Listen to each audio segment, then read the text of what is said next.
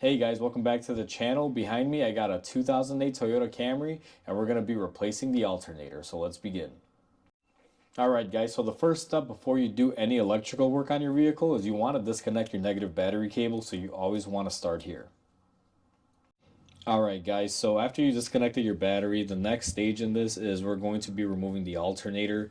Now where I begin on this is I'm going to go ahead and take off the belt. I'll have a separate video on how to remove the belt on this thing when I do the belt tensioner, but in this video we're just going to go ahead and remove it. Alright guys, once you guys have your belt off, what you're going to want to do is start disconnecting your connections to the alternator. If you peel this back, you're going to have a 10mm bolt here. This is the power wire. You're also going to have your voltage regulator connector that's connected right here. And you're also going to want to disconnect the tabs on this wire. Now this wire is not really a part of the alternator, it's just for the AC clutch. So you just want to kind of unsnap this and you'll be able to get it off. And then we can proceed further with the alternator removal. Alright guys, now that we got our connections moved off to the side here, and it's very important to disconnect your battery because otherwise you would be shorting out here and creating sparks. So this is why we disconnect the battery for the power wire. But either way, what we're going to want to do is this alternator is bolted on by 2 bolts. Now we have this one up here and another one just a little bit underneath here. Now the camera's not going to be able to pick it up. It's a very difficult angle guys, but it's basically right down here. We're going to go ahead and remove those two and then we'll be back. Alright guys, once you remove your bolt holding your alternator, you will see that one of them is really long. This is the top one, and then the bottom one is going to be the shorter, smaller one. So once you get those off to the side, what I like to do is grab a pry bar, kind of find where it's mounted in and just kind of push on it like that. Now they come off fairly easy.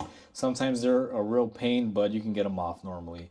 So we're going to go ahead and take this off and we're going to just compare it to our new part. Alright guys, so we're back now. I have you guys on the bench, and what you want to do is always compare your alternators. Now I've already gone ahead and I did this, but these are the same exact alternators. You got your 2 mounting tabs there, same thing on this one. Your connections up here are right.